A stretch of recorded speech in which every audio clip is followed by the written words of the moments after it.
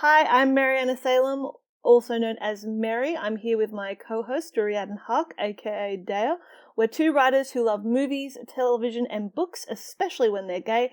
And welcome to Gay V Club, where we look at LGBT texts that we like, that we don't like, and how we relate to them as gay people of colour.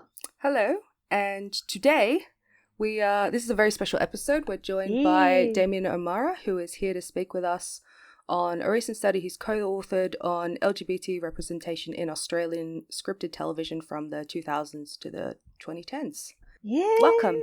Thank you. It's so good to be here. I'm Damien. You can call me You're Damo. also like the first person we've interviewed, Damien. I'm honoured. It's so wonderful. You just erased your best friend Will like that. Will was just hanging out with us. Okay, true. Well, that's what we're doing now. But yeah, Damien, please introduce yourself. Hi, I'm Damien O'Meara. I'm a production culture researcher. So I research how queer stories get on our screens and I interview lots of people who make TV. I'm about to submit a thesis that examines exactly this from 2011 to 2021. And we had this boom of queer representation in Australia, and I'm trying to find out why and how it all worked. Other than that, I teach media, comms, screen, advertising, probably something else, a bit of production. I had a long career as a communications and advertising professional before this. So I come at this as someone with a bit of experience, but also someone who's like diving into something new as I engage with academia. And we're so excited to have you. Damien's here today to discuss a recent paper that he's done. Where can you read the full thing?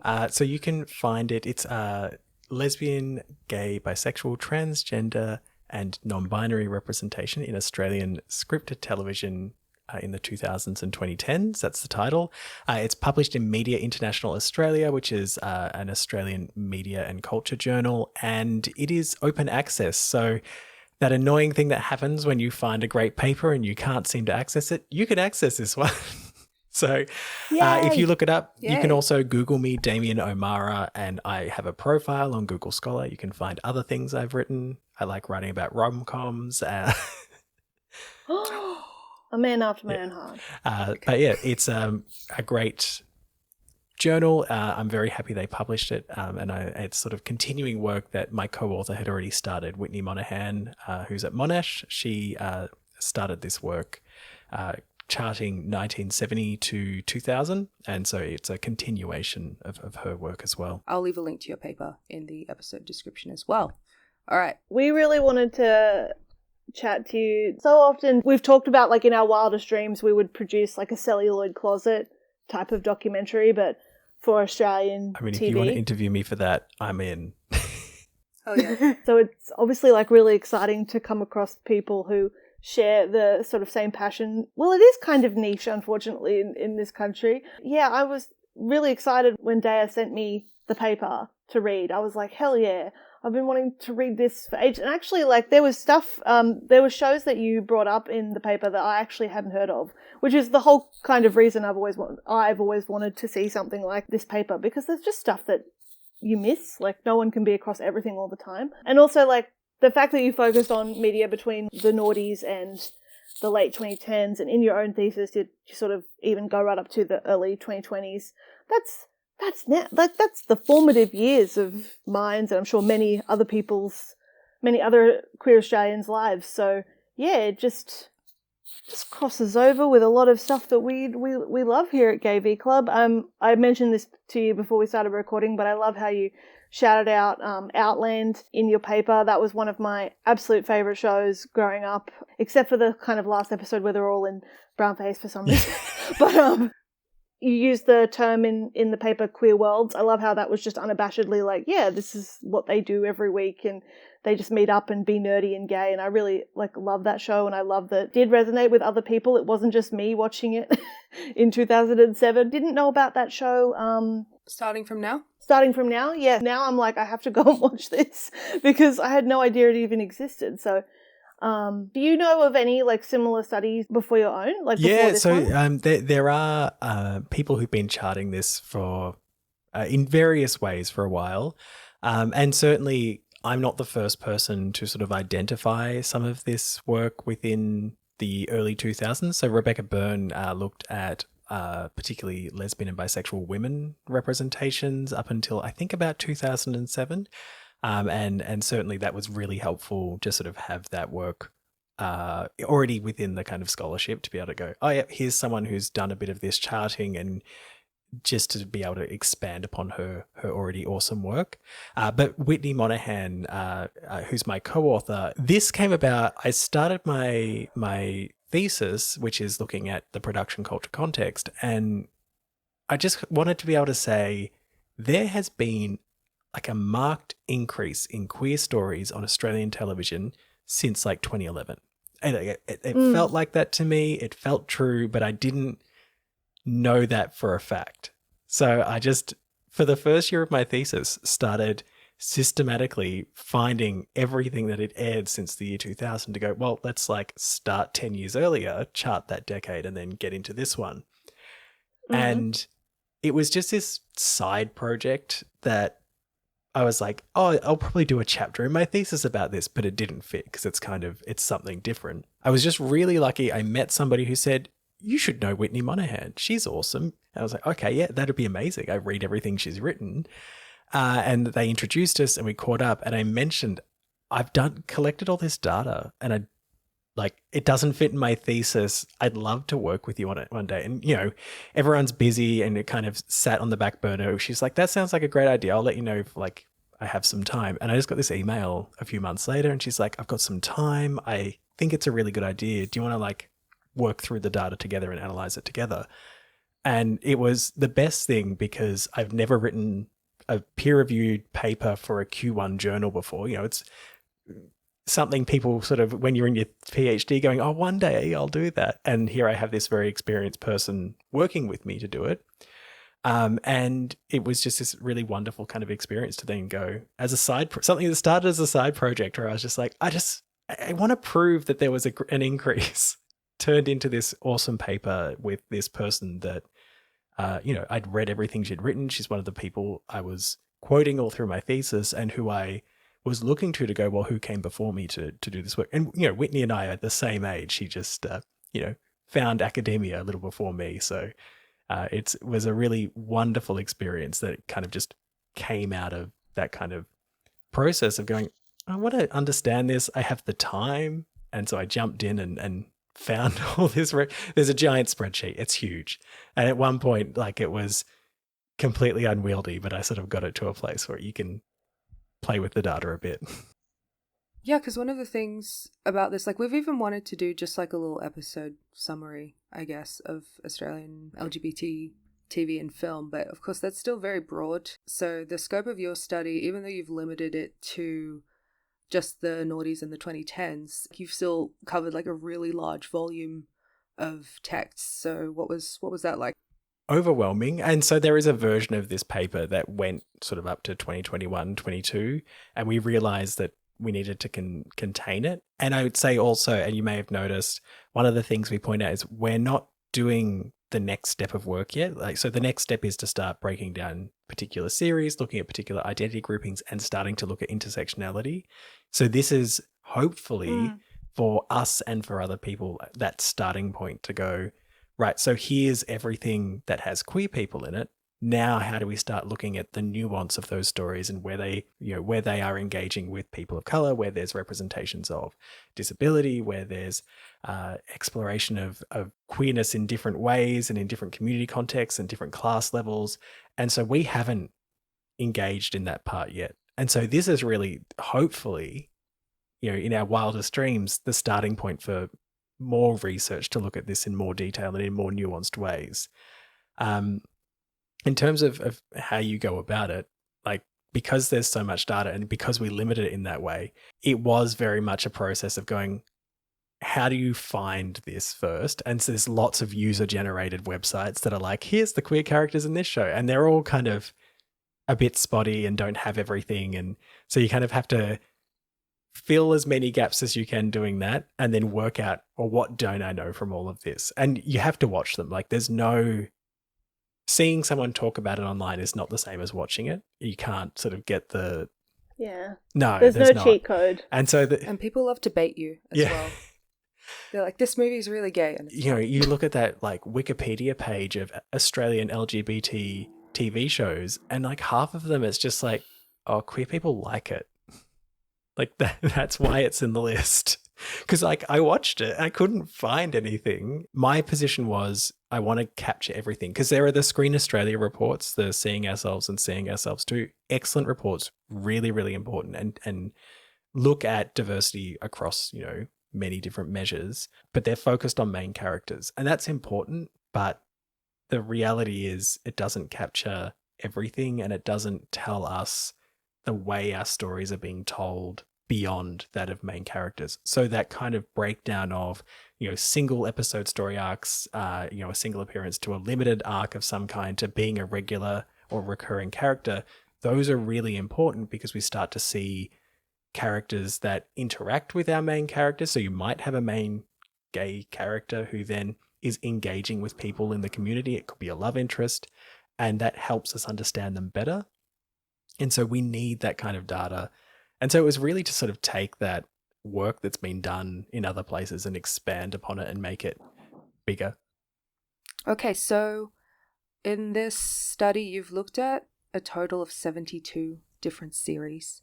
And even though these came out around the time that I was growing up, I had to look at your list and I've only seen 5 of them, actually. And how a lot of these things were on TV, but I don't know, I just couldn't watch TV at home because either someone else was watching it or like I would have been too scared to watch something like that, like out in my living room. So I wanted to ask just like about access to these series as an audience and like how that's changed like from the time that it was out versus now. Yeah, well, I guess an interesting thing is some of these were quite hard to access, particularly if it was something on Foxtel that wasn't particularly popular. Like I had to find, I could have gone to the Film and Sound Archives, which is a complicated process in itself, but I ended up finding someone who'd like recorded it on a set-top box who like was like, yeah, come have a beer, we'll watch it. Like that's kind of Oh, nice. how it was a friend who's into film and TV, so it wasn't like some random. TV was a kind of a liminal thing. It was a broadcast. It was broadcast at a particular time, and that for much of this time meant that the way we accessed it was in our, you know, living room TV with a family. And what has shifted is that you can now access a lot of these things, a lot of these series through, you know, they've been on sold to say Netflix or on Stan in the catch-up TV. Like Australia's catch-up TV, you can get a lot. And particularly if it was on our free-to-air providers, they have the back catalogues of a lot of the things they've made. The ABC sometimes doesn't because of its contracts with, particularly with co-productions. They sort of shift and change who's allowed to have it on. But you can now, for a lot of these series, still access them, and often in a free way if you're willing to watch the same ad 20 times because the targeting's not great. And so a lot of it, particularly the free-to-air stuff, just through catch-up TV, through like 7 Plus and 10 Play and ABC iView and SBS On Demand. And so that became a really useful resource in this process because they own it. They're allowed to put it up there. They'll get some money if they've got advertising tied to it so that they're like, well, if someone wants to watch it. It's not taking up space on the slate like it used to in the broadcast era. That has all changed. I think probably a big thing that has been interesting, and this is not for this study, but for my PhD research, is that Australia was this tiny, tiny, tiny market, and still is, for a long time. We had 5 broadcast channels and 1 pay TV provider, and that was it. And I've gone to conferences overseas, and you say that to people, and they kind of look shocked. They're like, how? How is it so small? We just didn't have the proliferation of cable that the US and the UK had. And that meant it kind of affected the content we made because there are 5 free-to-air channels until 2005 were competing for all of the audience. And then we went to 16 when we had digitization, and suddenly the audiences were fractured and the whole way we measured things changed. And then by 2015, we officially had streaming. I think some people were accessing Netflix earlier than 2015 through various means, but officially in 2015. And that changed things again. So the way we thought about audiences completely flipped. You stopped having to think about the broadest possible audience and started to thinking about how can I bring a niche to a particular channel. It meant more mostly white queer content in Australia in those sort of early years of our transition into sort of digitization and multi-channeling and then streaming. And that has been a significant shift for us. And it's getting more and more diverse, more intersectional as we keep moving forward. And as the kind of understanding of how audiences and how they access things are changing is becoming better understood. Yeah, so 72 series. Did you want to just share like the overall stats of what you found then? Like the overall breakdown? Yeah. So we identified 72 series that had lesbian, gay, bisexual, transgender, or non-binary characters in them. Gay men dominated, as is what tends to happen in a lot of cultural products within our community. So 44 of those had gay men in them. 3 had bisexual men. We had 32 with lesbians and 15 with bisexual women. There was a lot of crossover between lesbian and bisexual women series. So 9 of those 15 series had both lesbian and bisexual women. Trans women were in 8 series and trans men were in 3, with 1 non-binary person towards the end of the 2010s. Within that, we then had this idea of, we sort of identified this growing trend of this idea of queer story worlds. So more of the queer community context coming in. So we were getting fewer and we were still getting characters who are like a one-off character that comes in to be the love interest of another queer character and not really engaging with queer communities. But within this mix, we start to see some stories that are pushing that boundary and saying, well, actually, the queer community is not just one queer person with 10 straight friends. Like, they actually exist within a community. There's a lot of subcultures and a lot of things that do not align with the kind of dominant idea of like, you know, marriage equality and having kids and these things that are all legitimate and very real experiences for some queer people. But there's also a world outside of that that began to be seen in these spaces. Yeah, so most of our listeners, they're from Australia, the UK, and the US. First question is, how does LGBT rep in Australia, how is it different to rep in those countries? I mean, it's a very good question. Part of this comes down to the role of television in Australia. A brief history lesson, and I'm sorry because you both probably have a bit of knowledge of Australian TV. So Australia started broadcasting television in 1956. The UK was 1926. I could be wrong, but about there. And then the US was 1928. And so we were late to the party, as we can be. And that meant that there is this strong dominance of US and UK content in Australia from its beginnings. And so we were broadcasting, but we weren't necessarily making drama straight away. The late 1960s, that changes. They introduced legislation. And so that legislation includes the ABC's charter, so the public broadcasting legislation, which requires that Australian content, including drama, contributes to a sense of national identity, which kind of gets interpreted as per the time. So the sense of national identity in 1960 is very different to the sense of national identity today. And then the commercial networks were required to contribute to Australian character. And so there's this distinct cultural role in our television that is really trying to make sure that everyone recognizes that Australian content needs to exist and needs to contribute to our cultural understanding of ourselves. And part of that is to like combat the dominance of these other markets in Australia. For most of the period, there were very strong content quotas for commercial networks as well. So they had to make first run Australian drama. There's this super complicated point system of like, its kind of level of quality and how Australian it is, and then when it's aired and whether it's children's content, and there are children's sub-quotas. So there's this whole complex quota system. So these two things existed, and that meant that we were getting Australian content, and we're getting Australian drama that was made to reflect our culture. And so as you can imagine, that changed over time as our understanding and willingness to talk about what our culture looks like evolved. Because, you know, it could sometimes reflect a very dominant ideal that maybe wasn't truly reflective of who we are. So that's an important context here. And for that reason, one of the things that differentiates most is that Australian content tends to be more real, more gritty, and has a bit of a reputation of not being too melodramatic.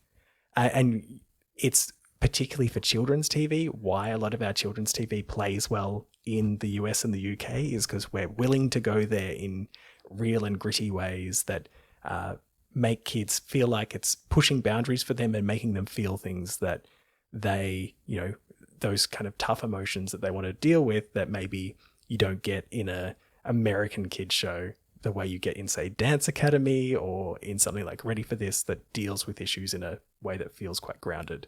So I'd say, though, that's the big difference when you think about Australian content. One is that there is a distinct cultural role. It's meant to do something. And then the other thing is that because of that, we've developed a reputation for making quite gritty content, and that has translated into our queer representations as well. It's funny you say that, Damien, because I wrote a piece for Junkie not that long ago about like how, the show The Great on Stan, that's written by Tony McNamara. And like what I was arguing was like the reason why The Great is so good is because it's written by an Australian and it has this Australian sensibility of pushing the edge and not caring about like the kind of the formality of like British TV or like American TV. And I was trying to make the argument like you can tell it's written by an Australian because like they're just not like when you watch The Great, it's just not scared to go to these places that other shows would be like, oh, it's a bit, no, we shouldn't do that. And I would also argue like the same with Sex Education, which is also written by an Australian. But then the British steal the credit for that. Yeah, they do. And it's like, no, you can tell it's been written by an Australian because it pushes. It's from people forged in the fire of how Australia thinks about TV content. I will also add, like, we were in 1972 the first positive representation of a gay man, the first bisexual man. We had a transgender woman portraying a transgender woman on TV. The narratives were problematic in many ways, but we were ahead of the curve. And then we had Prisoner Cell Block H, we had The Box, we had all of these series. This is partly my opinion, partly something people sort of hint at. One of the reasons we stopped doing that is that content didn't sell in America or the UK. Like Prisoner did in the UK really well, but there was a lot of particularly gay men content wasn't internationally viable. And because we are a tiny, tiny market, a big goal of anything you make in Australian television is to sell it internationally, because that's where you start to make more money. It must be frustrating for people who wrote Prisoner and that to then see like a show like Orange is the New Black come out like years and years and years and years Wentworth later as well. And be like, we did that already. And Wentworth, yeah. Well, Wentworth's a direct adaptation of Prisoner, so it's got some of the same characters. And like part of that was, so for my thesis, I interviewed the person who did the development work for that, and he talked about that connection to existing IP and that Foxtel was really willing to kind of let them tell quite a truthful story. And that was why it sort of went well. And that's why it kind of had this really great response in Australia and the UK, is because it wasn't putting a shine on it. And I think that's the Australian sensibility. As someone who watches a lot of Aussie content and I watch a lot of international content, yeah, we don't make things too shiny. And I think that is part of the appeal. But that's changing. Look at Heartbreak High. It's shiny. They have money. But made for in that local for global kind of context. It's not it's made for Australians, but it's kind of not made for Australians. It's made for the world. And I liked Heartbreak High. I loved the original, but I liked it, but it felt too shiny to me. Yeah. I found it way too distracting that they don't have uniforms. It really irritated me. Anna Potter, Professor Anna Potter at QUT has just published a paper where she interviewed a whole bunch of teens about like their response to streaming. And one of the things they talk about was this kind of negotiated reading of it, going, oh, we understand that they can't have uniforms because they're trying to appeal to Americans. And I really loved that. I was like, oh, like they get it. Like they're so savvy. They get that, oh, if it's Netflix, it's for us, but it's kind of not for us. Yeah. But then at the same time, when I watch Heartbreak High, I'm like, what would an American even understand half of these jokes? I mean, one of my favorite stories and look, this was in an academic paper, so I assume it's true, is that H2O Just Add Water was really popular in Germany, but they did audience testing on the Gold, like scenes from the Gold Coast, and they said it looked too much like communist block housing. And so that's why there's like hardly any shots of the Gold Coast in that show. And they all seem to understand it. Wow. Okay. There are no problems with H2O, to be clear. I wish I could remember who wrote it. But like, you know, the world engages with that kind of, oh no, Cleo, like they're on board with it. And we look at it as cultural cringe, but it plays so well overseas. We've kind of already discussed this a bit, but do you think, especially more recent queer representation, do you think the obvious example is something like the new Heartbreak High? Do you think it's been a queer representation in this country is starting to be informed by more international queer representation? I think it's in a bit of a tussle with this idea of that very stamped diversity that Netflix can do, where it feels like they're trying to sort of serve a lot of different audiences. So I do think we are getting some of that. And, you know, Netflix ANZ is based in Australia to do local for global content. And so part of their goal is to kind of go, well, this is the Netflix model and we want to kind of push boundaries in these ways, but it is going to feel a bit more shiny. I wish I had a better word, but that's just how it feels to me. No, I like shiny. And so that influence is obvious. But what I'd say from a queer content perspective, the stuff that resonates and does super, super well, not in a Netflix context, but in like a made by an Australian traditional broadcaster perspective, you know, the Newsreader, which is made by Warner Productions, and Michael Lucas. In Our Blood, which I really, really love, and I wish I could remember the name of the person who made it. But 2 of the episodes are directed by Nick Verso, who also directed Invisible Boys. Like, these series are the things that people go, oh my God, have you seen? In such a strong way, because they're really hard hitting. They're quite gritty. They kind of take us somewhere that is emotional, dark, hard hitting in some way, that I think is the Australian brand that does really well, and kind of does well maybe against what the kind of US and UK influence would say. And so I think there will always be an element of this is what Australian content is, and I hope that we don't lose that, because I think that's what I love about it. But I do think there will be more Australian content that serves that Netflixy, Paramount Plus-y kind of audience of, we're making something with a view to like, it's for streaming, it's for the world, it's us, but it's for the world. And I think when it gets made for us and the world kind of almost comes a millisecond later in the thinking, we get the Newsreader. Yeah.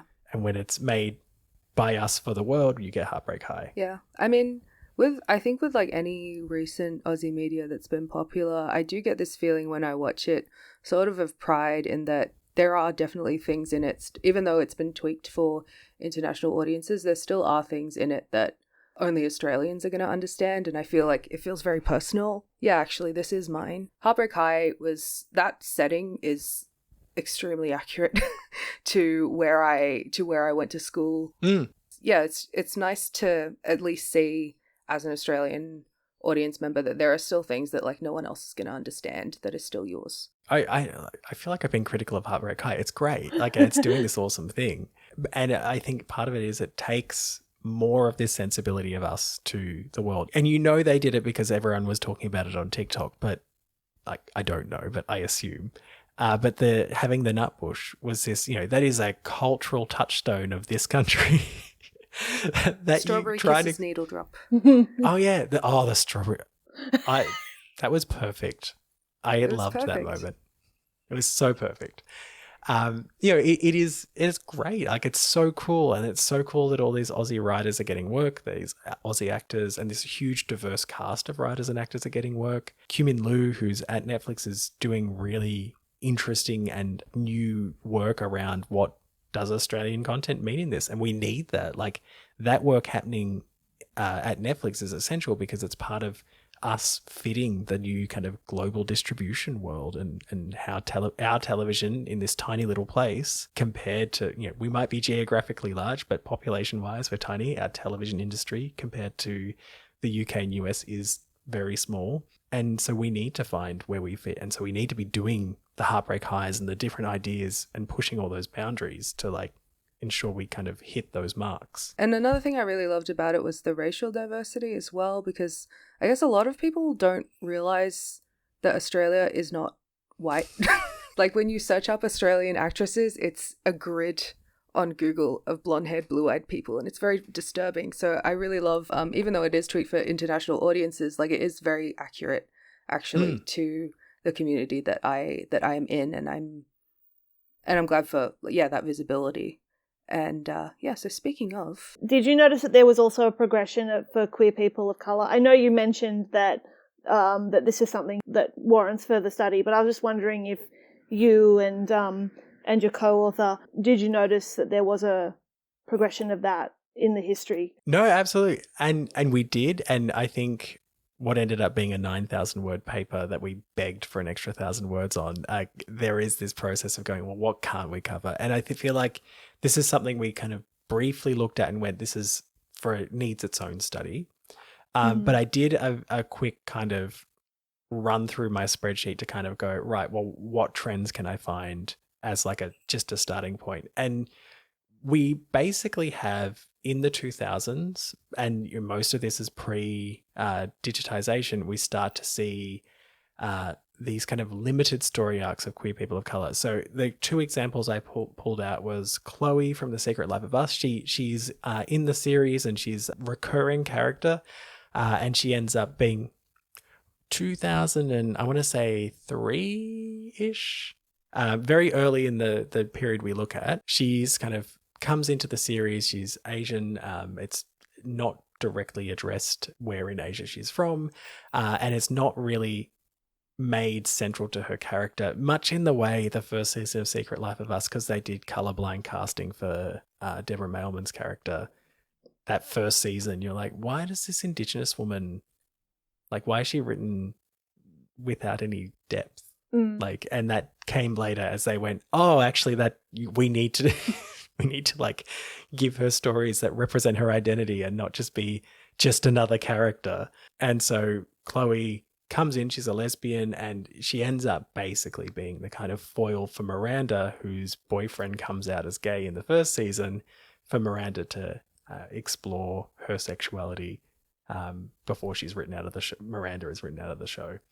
And then the other one that stood out to me was a sort of brief story arc in The Circuit of Clarence Clary Long. He's a love interest of one of the main white protagonists, Archie, and he's an Indigenous man, and he has a very short storyline that's basically because he's Indigenous, his family can't accept that he's gay, and then he dies in a tragic accident. And that's kind of, it's not all of them, but that's kind of the arc that the people of color get in the 2000s. In the 2010s, we see a pretty quick shift to more representation. And a part of this is that the ABC started making drama again. Like, that is the short and long of it. The ABC in 2009 got a whole bunch of drama funding that they hadn't had to any level since the 1980s. And it was because we had diluted the amount of Australian drama on television. The digital channels did not have to make first-run Australian drama, so they didn't have to make original new Australian drama. The quotas were only for the main channel. And so the ABC got this money essentially to kind of fill the void. We had more than triple the amount of hours of television broadcasts, but not any more requirements for Australian drama. So the ABC got drama funding, and what they did with it was they started making more diverse stories. I'm looking at this list, and two of them this is not a comprehensive list, this is me doing a quick run through. Two of them are not the ABC. One is Ben in The Family Law, who is on SBS, and the other was Nate Kinsky on Neighbours, who's an Indigenous man. But we start to see more kind of longer story arcs of queer people of color. You get probably two that stood out to me, actually. Both Indigenous women. Ava Ban in Ready for This. Ready for This is a story about a group of Indigenous kids who go to a kind of specialist school where you're like a specialist in your field. You're a great track and field athlete, and there's a musician, and there's a singer, and so on and so forth. And they all live in this place called Arcadia House. And Ava Ban is a singer, and she lives in Arcadia House with Christine Anu as her house mother. And I love that. Yeah. It's very lovely, and she comes out as a lesbian in that story, and it's really lovely. It's a kids show. It's made by Blackfella Films, and yeah, they have this exploration of this story, and it's really well handled. And it's kind of, the stakes are what they feel like when you're that young. And then the other one that kind of stood out to me was Ray in Outland, and part of this is because she's there in this very central role, but they don't shy away from the fact that it's her and 4 cis gay white men who are able-bodied, and Ray is a Indigenous lesbian wheelchair user, and that becomes a factor of her going, well, it's hard for me to fit in with you when these 4 able-bodied cis white gay men just kind of barrel through and dominate everything, which was part of the thing of saying, and this is what gay white men are sometimes like in our community. They kind of dominate and they don't always think of others. And so it was really trying to get to an element of truth in what that representation would be. And so those are 2 that stood out to me from the 2010s. In my thesis, a lot of interviewees talked about Please Like Me as a watershed moment for sexuality. I would say that The Family Law is a watershed moment for people of colour. Gaysians. For people of color getting representation and meaningful representation in a story, because, and I interviewed Ben all my interviews are on the record, so I'm allowed to talk about it. Yeah. So I interviewed Ben, and he talked about this thing of like going, right, well, we've written these characters, so we have to find actors who can play them. And that was really the barrier to a lot of getting people of color in these roles, was people hoping the industry would just, oh, we wrote this character, we're open to diverse casting, but that's not how the industry works. You've got to challenge them to go and find people. And if you don't challenge them, they don't go find them. The 2020s, I just wanted to add, as now we're getting more and more central characters who are part of the queer community. A couple, I won't name all of them, but Harry Setti, who's played by Roy Joseph in 5 Bedrooms, 5 friends decide to all pull their resources and buy a 5-bedroom house in Sydney because it's the only way they can afford it.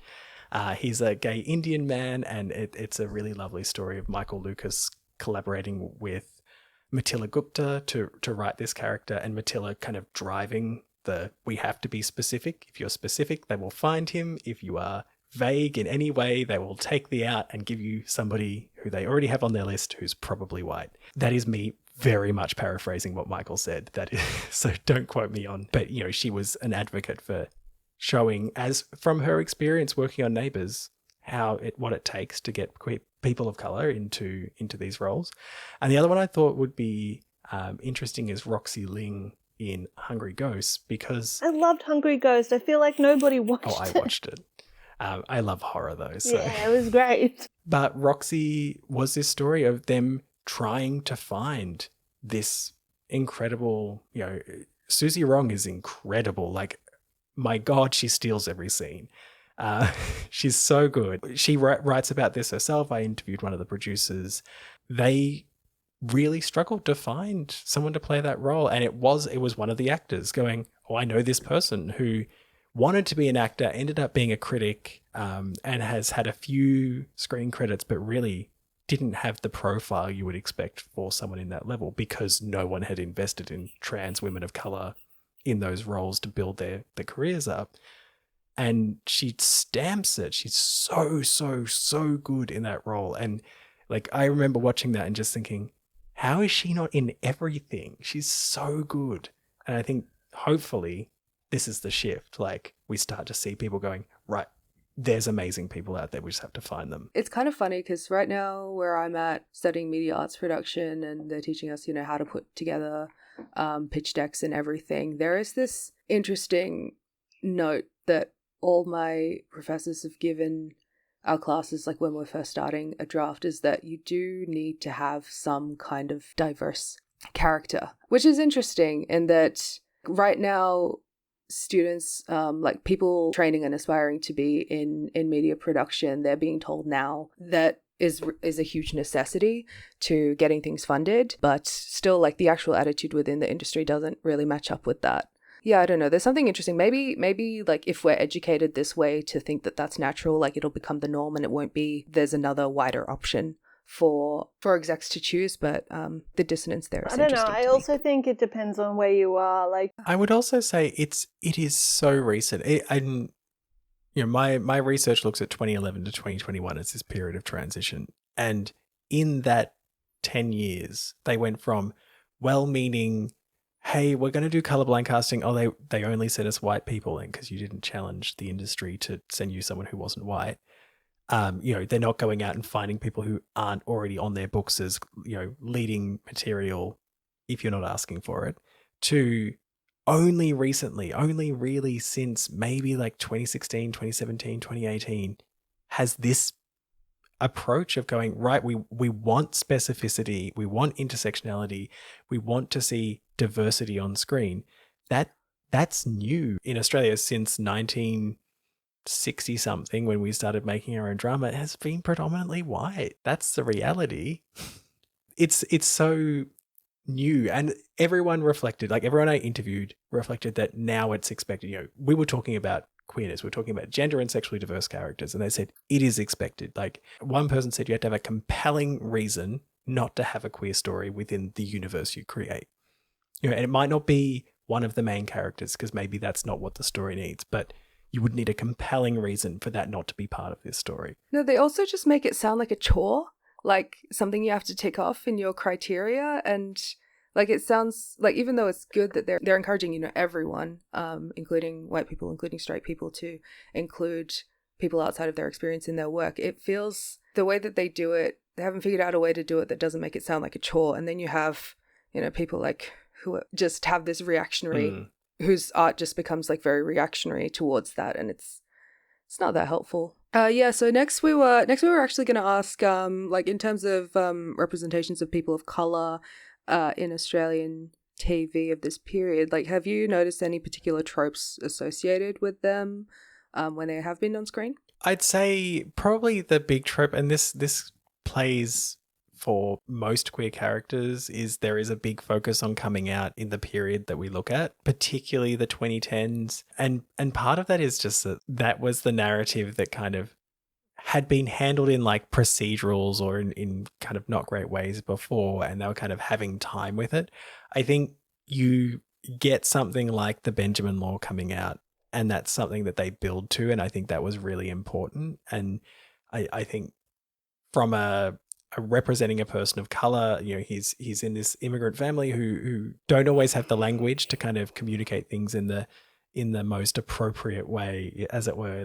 Famously, that's Benjamin Law's kind of stories about his mother. And if you've read the book that the TV show is based on, it's all these vignettes of kind of his family navigating life in suburban Queensland as a Asian Australian family who don't always have the right kind of language to get things right in the first go. And when I interviewed him, he talked about, we have to build to the coming out because I need people to understand this family and how they approach things and how they're well-meaning, so that they don't judge their reaction based on something that's not well informed by who this family is. And so he talked about that coming out season, the third season, being deliberate, like holding off. And he said also, it's based on his family. Everyone knows that Ben is gay. There's lots of clear indications that kid is gay all the way leading up to his coming out, but that they handle it differently. Whereas, Please Like Me, first episode, oh, you're gay, coming out, done. Yeah. Part of his exploration, he has to come out over and over and over again, which we all do. But it doesn't get given the time the way Benjamin Law's character does. Similarly, like Ava Band, kids TV, and we see queer people of color in kids TV because you can push boundaries in kids shows. And so we do see more people of color, more diversity, even more queerness in kids TV. And so you do get the coming out of Ava Ban in Ready for This. In Dance Academy, you have Sammy's coming out, and Ollie Lloyd, who's the black gay man, helps my best friends helps be the kind of Sammy coming to terms with his bi or pansexuality. That's part of that is through his engagement with a very confident and out queer black man. So coming out is a pretty dominant theme, and I think because we see some of these queer people of color in things that are more geared towards the kind of teenager age of the character, for the queer people of color, you do get a bit more coming out. Once we get beyond that, once we're into the 2020s, so much of this is in queer story worlds. And that's because the way we're thinking about audience is different. The way that they're kind of funding television is different. There's a lot of kind of online first, digital first stuff where they're like, let's get someone unknown and give them money to kind of tell stories that resonate with them. And so we get to see more queer people of color, but they're also in queer story worlds. And I think that's where we are now. And that's the exciting, like, I'm so excited about TV right now because we're allowed to tell these stories that I think were kind of feared for a long time, that are what this community actually can look like if you get beyond the surface. Okay. And yeah, so I guess you've already covered this, but I noticed the section of the paper that was talking about coming out narratives, that was mostly on about gay men or bi men, and there wasn't a lot of age diversity from what I could see. It was mostly for teens, right? Somewhat. We do have a few. So Richie's coming out in Secret Life of Us right at the very beginning in 2001. He's a 20-something-year-old man. And that was pretty significant as this very early example, very much steeped in like a gangst narrative. Like, he doesn't want to be gay. He's being very self-destructive. He's drinking too much. He like tries to go to a beat at one point and freaks out and hits the guy. Like, it's, you know, very much of the time of like, it must be awful to like have to come to terms with this. So we do have a few of those, but really coming out is something that either is a teenager kind of coming to terms with it or someone who's repressed it for a long time. And we still got it, like Playing for Keeps, which was this like footballers' wives thing on Channel 10, has a gay AFL player in it who has a coming out narrative steeped in gangst, like bury a gays trope. Gay angst. Gay angst, sorry. Gangst is gay angst. It seems so obvious. Yeah. You know, I love this term, by the way. I've never actually heard it, and when I was reading your paper, I was like, I'm going to use this so it's much everywhere. now, like so much. It's the internalization of homophobia, and it's kind of like, it's a cool story, but it's, you know, it's a 20-something-year-old professional football player. I think really notable that it came from one of the big networks. It's a commercial network who doesn't have Australia's national sport broadcasting on it, but would probably want it if they could get it. And they were like quite critical of the AFL. Like, he comes out and it turns out it's like the management of the team and it's the hierarchy of the AFL that are the problem to him coming out. They're the ones that held him back. So we do see some older, like in their 20s coming out.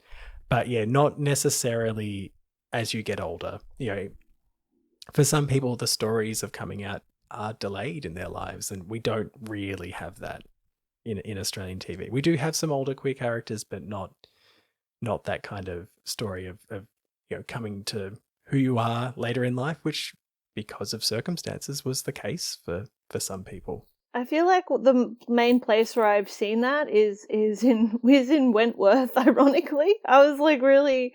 When I was watching it with my dad, I was like, wow, there's so many like older lesbians or just gay women in this show. And I feel like we don't have a lot of shows in Australia with older like gay women, especially like gender non-conforming women. And I really enjoyed that aspect of Wentworth, which I didn't expect to enjoy it. But yeah, I really liked it. I mean, it was one of the challenges we faced as we were sort of analysing this data, was that women didn't really get to come out very often. Ava Ban did in Ready for This, but it's a teen show. But it would often be a case of straight-coded interest in a woman and a romantic relationship with her, back to straight-coded, never mentioned again. And that happened quite a few times. Whitney wrote this, I want to give her full credit, referring to the slipperiness of bisexuality, but also that kind of unnamed bisexuality thing that we both were talking about. It's kind of concerning. And we both had this conversation about, do we call this bisexuality? Because they haven't given themselves that title. They haven't said, I'm identifying as bisexual, but we had to sort of at some point go, right, well, otherwise, how do we classify this? Because they are interested in a woman Like, it would be a woman, someone who's always a cis woman in these cases, identifying as straight and then having interest in a woman and then identifying as straight again. And we just kind of had to go, right, well, it's an unnamed bisexuality because, in my opinion, like, the networks were worried. You know, if you don't name it, it can be like a story arc that goes away. And these stories got complaints, particularly the Home and Away one, but also Sky and Lana on Neighbours. These stories got complaints. And so not naming it, not making it real in a way, enabled them to kind of explore it and then move away from it. And so for women, there was a willingness to kind of explore sexuality in a more dynamic way and a way that wasn't so rigidly, are they gay or straight, except that they were always either gay or straight. And they were straight while they were with an opposite gender partner, and they were lesbians when they were with a same gender partner, and never the twain shall meet. Like, the complexity of bisexuality was too much for particularly the naughties in Australia. Maria Sanfilippo, I think, wrote a lot about this in her book, The B Word, and there's like this whole chapter, like, we can't say it out loud, you know, like it's weird even how many shows like in the 2010s also do this. Like, I remember watching shows like How to Get Away with Murder and Orange is the New Black, where they still wouldn't say it. I'm like, well, why? Just say it. You're not going to like burst into flames if you do. Like, you'll be okay. I mean, I'm always thinking about Sammy Lieberman from Dance Academy, but this reminds me of Sammy Lieberman from Dance Academy in that, so that was a kid's show. He dates Abigail first, and then he dates Ollie, played by Keenan Lonsdale. You do touch on this in the paper. They never say the word bisexual. There's even actually like a joke where one of the bitchy characters calls him heteroflexible, unironically. And then later on that actually became like a mogai. A mogai term that that people started using unironically, but it was meant sort of in a sort of mean way. Something as well that sort of frustrates me about Sammy in the way that they never actually chose to say what that was. And, you know, like with what happened to him, you know, spoilers, he dies. Like the night before he dies, he's already broken up with Ollie for some time, but the night before he dies, he meets up with Abigail again and kisses her, and then he dies immediately. And sometimes there's a bitterness that I feel like there was sort of a cop-out trying to backtrack on his bisexuality, in that, you know, audiences seeing that might be like, oh, maybe he was straight all along, and then like just to end his story there so finally. It was just very cruel. Yeah, it was a cop-out sort of like in terms of trying to say who Interestingly, Sammy was. like I read that as affirming his bisexuality. I don't know why. It does, but also I think a non-queer person watching this, especially because this show is for kids, and maybe like you don't really have a clear idea of what bisexuality actually is. So because it's been so binary in that way and so absolute, having something like that happen, I know for people my age that watched that thought like, oh, maybe he was actually straight this whole time. And, you know, he can't say anything because he's dead. But, you know, there's no other word for it. So Sammy is very much a bisexual character anyway. I found it really interesting in the paper, Damien, how you talk about how a lot of the time lesbians really only come into media to facilitate this sexual exploration of bi-coded, we'll say, like bi-coded characters. And that's something I never really noticed before, but once you said it, I'm like, oh my gosh, I can think of so many things where like bisexual or bi-coded characters are like kind of the gateway to have like a gay man or a lesbian. And then, as you said, once they have their little thing, often what happens is that character just disappears. Yeah, they're written out. They've served their purpose. And the bi-coded character just goes back to their previous partner, who's usually, you know, that's usually like a straight adjacent relationship. So yeah, could you talk a bit more about that? Because I found that really, now that you pointed out, I'm never going to stop noticing it. Probably something that is a factor here is it's often in the kind of soapy kind of shows like Neighbours and Home and Away, but also in something like The Secret Life of Us, which is kind of, you know, it's an adult drama, it's kind of a soap. You know, they want arcs to come in and out, and so part of this is one of the things, like this is not a lesbian, but when Maine Wyatt and the person he has a love interest with, the character's name is Chris Pappas. I cannot remember the actor's name. Part of the reason that character was written is like, oh, fan forums, the young fans were saying they wanted a gay relationship. And it's like, okay, so because it's a soap, they do this thing where they go, this seems like something people might want. Let's write in a character to facilitate it with one of our, our headlining characters, one of the ones that people already love, and give them this interesting story. And so it's a trope of the soap to go, oh yeah, well, they're gonna have their gay story now. And you kind of go, but that changes a lot. Like, unless they say, oh, I thought I was attracted to women and then I had a relationship with a woman, and actually, do you know what? I've realized that it's not what I thought it was. Maybe I'm a little bit bi, but actually I'm mostly straight, which is a valid, that's how some people feel. But it doesn't do that. They just kind of come in, they have their story arc, and then that lesbian character usually is written out because she's served the purpose of giving them an interesting arc for maybe a month or two in there, having to fill 40 weeks a year and 5 episodes a week. So they get that arc, and then they go, okay. The reality is, while there were lots of queer people in writers' rooms forever, because that's a job that many, particularly gay and lesbian people and probably bisexual people, go for, that story doesn't get the investment it needs to be anything more than a short exploration of sexuality that's never quite named. And then they go, well, what else do we do? They've had the romance with someone of the same gender. What do we do now? I guess we write them out. Let's write them out so she can get pregnant. Like, that's kind of like and the reality is there's a rich world that you can explore within sexuality, but it's that thing, I'm probably getting ahead of it, but that decades of change section of this paper is about, this is what the public is aware of the queer community. And often that is very narrow and a very particular set of issues that are important and mattered. Some of those issues mattered a lot to me, but they're not everything. Vito Russo, on the subject of the cellular closet that we mentioned at the start of this, he has this quote, and I've been using it a lot in my thesis as this kind of, he goes, not until the great kind of general public accepts gays as a fact of life will the movies represent an authentic world of what it's like to be gay. Like, me poorly paraphrasing Vito Russo, who is a beautiful writer, and I love his book. It's been very important to me. But it's the same thing. So the television executives are going, oh, everyone's marriage equality is really popular. Look at the polls. It shows that most Australians want it. We can represent gay, lesbian, probably not bisexual people because it complicates it too much in their eyes. In this, I would love to get married, live on straight time kind of narrative rather than the queer temporality that we all experience. And I know that because most Australians are supportive of marriage equality, that is not going to make them switch off. And that's the kind of fear and risk of every network executive, every commissioner. Hollis Griffin, who's an American queer screen academic, F. Hollis Griffin, talks about that idea of content of least offense. People I interviewed who worked in this industry were like, there's just this great anxiety that content that offends people and offends in like the kind of middle Australia can't handle anything that's not straight white people kind of offend.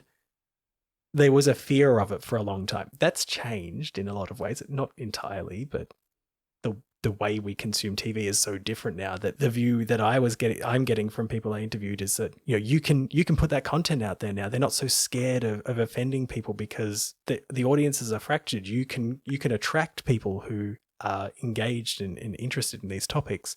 I don't know. In many ways, I feel like Australian TV actually loves offending people. Yeah, it's interesting. This is my hot take. But every advertisement I ever see for a show, like whether it's one I watch or not, it's always promoting like the scandalous moment that you'll see if you watch, like the controversial. Every single ad for a maths episode is like you're gonna like they will promote it like you're about to see someone kill somebody on that show.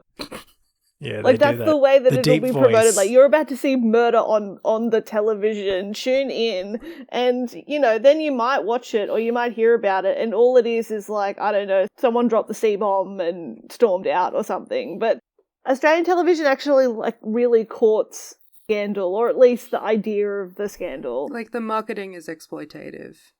But maybe when it comes to actually putting something on that would upset people, it's like that's a different thing entirely. I think this is what's interesting. You've just kind of hit the nail on the head, because the fear is not offending in that way. The fear is kind of offending hegemonic ideal of what it is to be Australian, which is to be, living in suburbia, white, couple of kids, dad works, mum apparently can afford not to work, which is not the reality of life anymore. But that's what it was like for so long. But you don't have to appeal to that narrow but broad, in the like loosest sense of the term, idea of what our audience is. They were going, who's the most kind of representative group of Australia when there's only 5 channels and you have to pick one of 5. And they found the kind of Pantone color of what they thought Australia was and went, that. Yeah.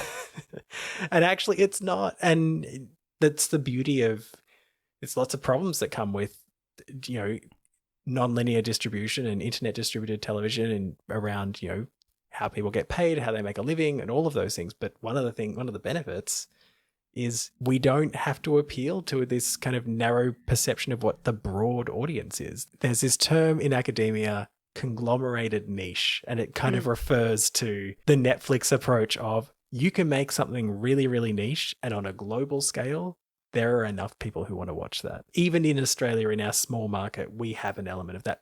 Also because there's not enough money in Australia, so everything's co-funded by something international or global.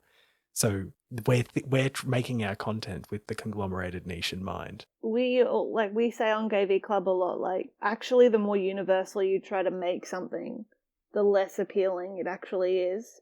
And actually the more specific something is, the more you tend to find like actual truth in it, more universal truths. I'm struggling. One of Daya and mine's favorite movies is The Handmaiden.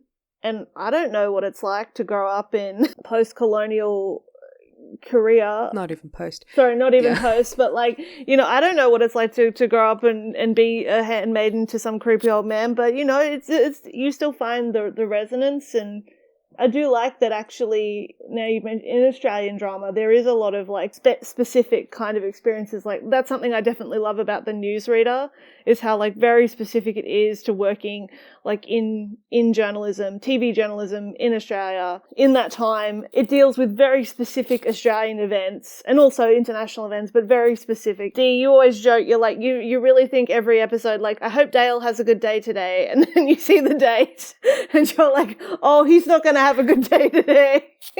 What you said about, the academic term of the sort of the fragmentation and the conglomeration, like, I do think that I like the more niche something is. I will say, so I interviewed 18 people who make TV. Many of them were writers and had been writers from 10 to 40 plus years.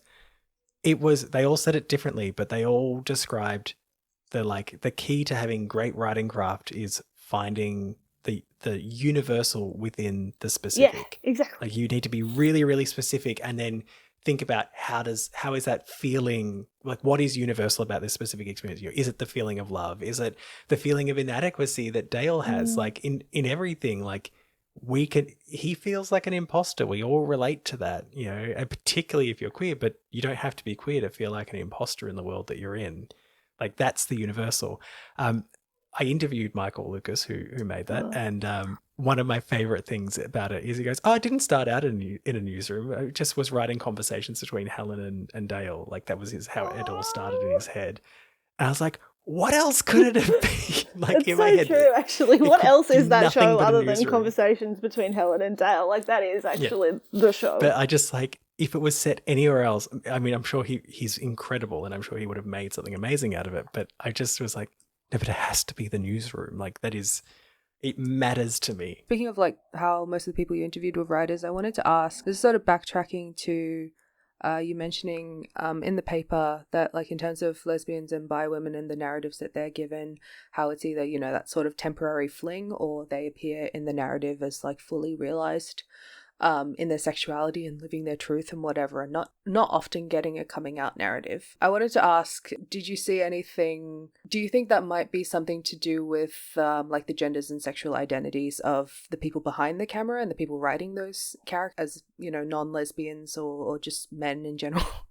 Quite possibly. There were certainly, in the conversations I had, an acknowledgement that lesbian and gay men have been in these rooms for a long time, they haven't always felt safe and empowered to like tell the stories they wanted to tell. But Julie Kelshov is probably the great indicator there. She wrote Starting From Now, which was started as a web series about a group of lesbians living in Newtown in Sydney, and then got picked up by SBS for its last 2 seasons. And the reason she did a web series was that she just couldn't see a world where Australian television commissioned a story about lesbians. That was her experience. And so she went, well, I can make this. And she basically proved an audience. And Whitney has written about this separately as well. If you look, Whitney Monahan and Starting From Now, she writes this great piece about the kind of shift it takes from web series into commissioned television show. She proved that the audience was there and, you know, found the kind of universality in this very specific story about this group of women in Newtown, and found this huge audience, like huge online audience. It was incredibly popular. Julie is an incredible writer and director and filmmaker. Like, it's this great series. And, you know, there are times where you go, clearly it had to be made on a budget, but she made it look great. And that's kind of how she felt. And I feel like, you know, as someone who was in the industry trying to make this happen, she clearly had the sort of understanding of, right, well, I have to prove that this has an audience. And the only other place you see these stories really to the same level as Starting From Now is Wentworth, a women's prison drama, where some of it is situational homosexuality, some of it is, you know, to use that old term, some of it is women who are lesbians or bisexual in the prison system.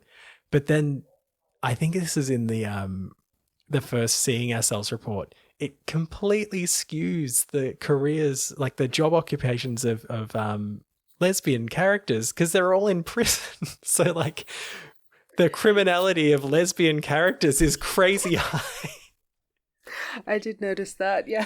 So like Starting From Now, it provides, like, most of the characters are queer in some way. They have this Harvey Zielinski, who is excellent.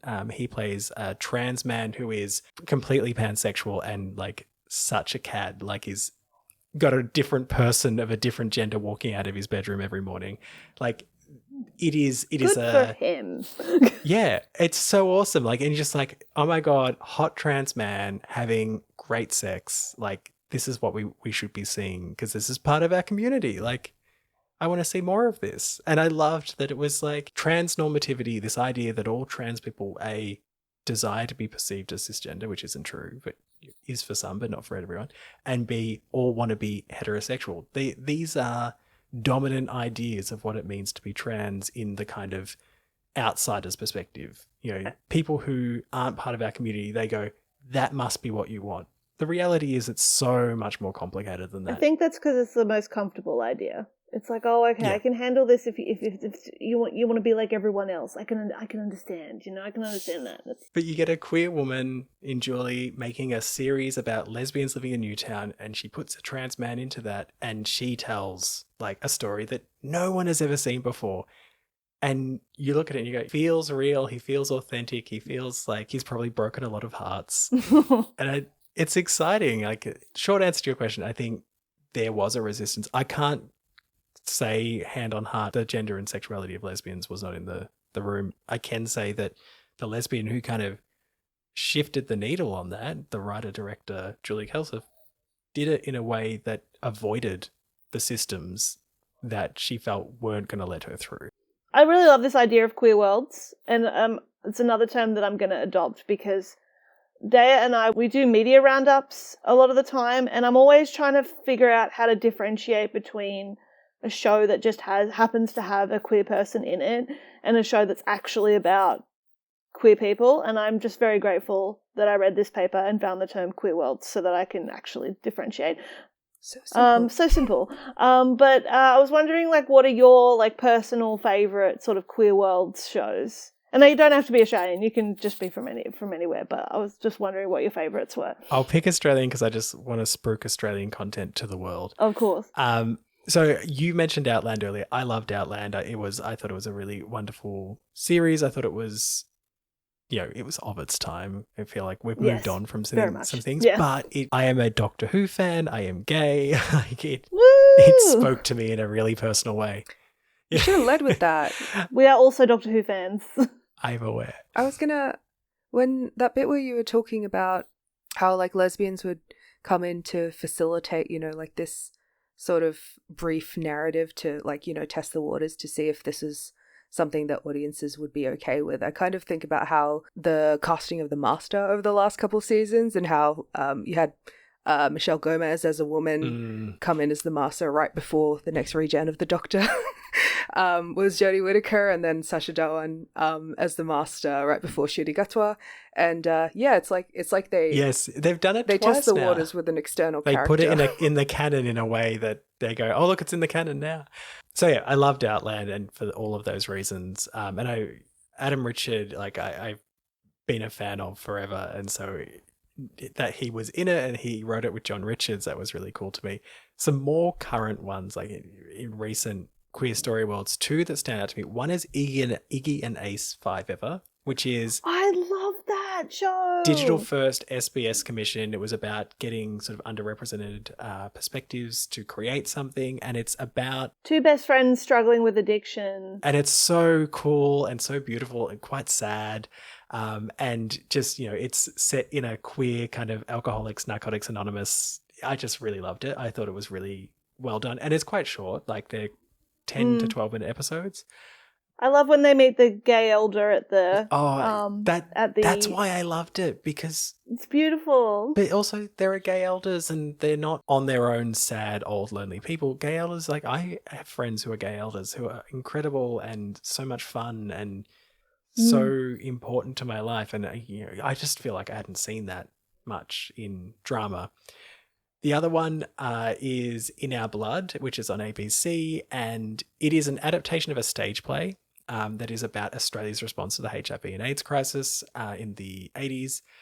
They have kept the Greek chorus from the stage play. So there is a Greek chorus who kind of narrate things, and they're all of the background roles all the time. So all the nurses are the same four people, and all the... Yes, actually, I think I watched the first episode of this, and I was like, oh, this is like Australia's sort of It's a Sin. Kind of. And this is part of Australia's story, because we had a government that was responsive, and we had a health minister who wanted to do something about the epidemic, and we had this incredible queer community and also sex workers and people of color who were all kind of banding together to go, we need to do something about this, and lobbying it. And it shows the power of protest and lobbying and community activation, and how when the government is receptive, it can change lives.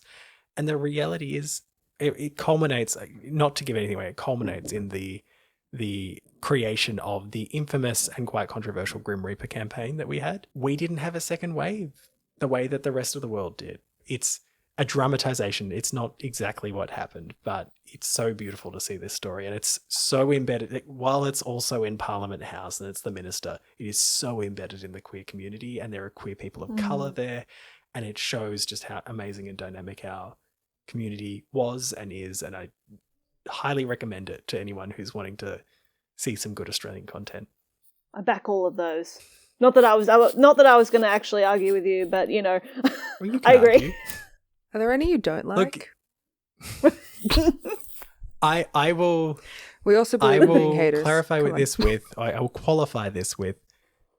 Mainstream representations make a difference. So if it's something very kind of vanilla queer for us is actually important. And there was an academic I was speaking to at one point who was like, it's great that all those things are on the ABC, but do you know how many people saw that queer representation on Neighbours? Like saw Georgie, and I think Georgie's great on Neighbours, who plays Mackenzie Hargraves, who's the first trans woman on Neighbours, and she's awesome. But part of me just like, and it's because I study this and it's because I'm embedded in this community, I want the niche, I want the specificity. So sometimes when it's Neighbours and it's not for me, and I find the Neighbours and the Home and Aways of the world frustrating, because I watch it and I just go, oh, yes, that is a representation that exists and it is real, but I feel like there's so much more to show. I would say Georgie's an exception, like Mackenzie Hargraves as a trans woman is an exception in this space, but we've seen on soap operas around the world the kind of happy, straight time gay character, lesbian character who's just, you know, we're going to raise a family and it's wonderful and it's awesome and it changes minds and it really, really matters. Doesn't excite me. It's the kind of representation that's designed to like hold straight people's hands and be like, sometimes people are gay in the most gentlest way that possibly could be said. And, you know, as you said, that it is important, it does matter, and it changes lives, but it also, like, for a gay person, can be quite boring. And I will absolutely say, like, little 12-year-old me in a tiny conservative town in a giant conservative family in regional Victoria would have lost his mind had he seen some gay character on Neighbours raising a family. Like, it would have been revolutionary for me. So, like, I completely understand why it matters, and actually that's really awesome. But I do watch it and just go, you know, it's too melodramatic. I want gritty, and that's not what they are. Because I know you're working on this with your thesis, and I really enjoyed how you kind of mapped out all the different tropes and things in this paper.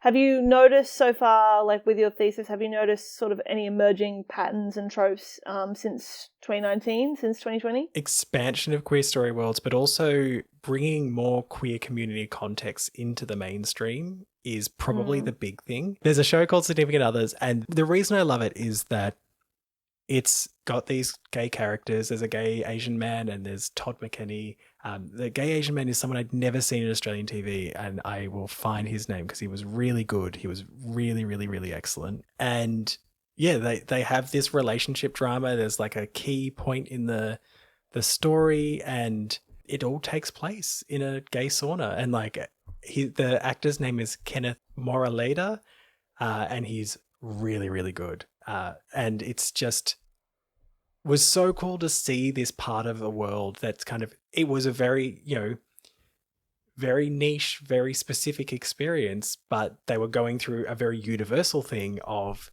being upset with one another over the kind of drama of the series, which is, you know, there's a whole bunch of kind of legal and thrillery things happening, and they're going about their regular life as a couple who go to a sauna while also being annoyed, you know, oh, we agreed to go to the sauna tonight. I'm angry with you, but let's go. And it all plays out while they're there, and, you know, there's confrontations and discussions happening in the bar, and then they meet up later, and then a third joins. It's that is on TV, on the ABC, and it's being explored in this broader context, this broader series that's not just made about, you know, the queer community. It's seeking to tell a big story, and it gives us something to understand a bit more about this community, and that this is something that exists, and it's not everyone, but it is a very niche experience where you can connect to a universality. And I think any straight married couple would be like, I've had a time where I've wanted to have a conversation and a confrontation with you, but we have to go to the thing we've committed to. It's not the thing you would expect for a mainstream white bread ABC audience at 8:30 on a Sunday night. Significant Others also really enjoyed. Again, gritty. I think that's a theme for what I want in my Aussie TV. Nice. Is there anything else that you're burning to say? Or... Thank you. I mean, I'm just so happy to be able to talk about it with people, so thank you. Oh, no, thanks for carving out time to talk about it with us. I quite enjoy your podcast. It's lots of fun. I love hearing like wonderful gay sort of insights about things. I hadn't listened to your Pride and Prejudice episode until last week, so I was very surprised. I loved it. I wrote an essay about the gay rom-com, and Fire Island is one of my case studies. So I was like sitting there going, I know all about this. I want to read that. It's in Senses of Cinema. Oh, I'll find it. I'll find it. Okay, well, thank you so much, Damien, for talking with us. Thank you. It's been such a joy. Wishing you all the best for your thesis. Oh, thanks. I'm going to dive back into editing. Good luck. Cheers. Thanks Thank for that. you so much.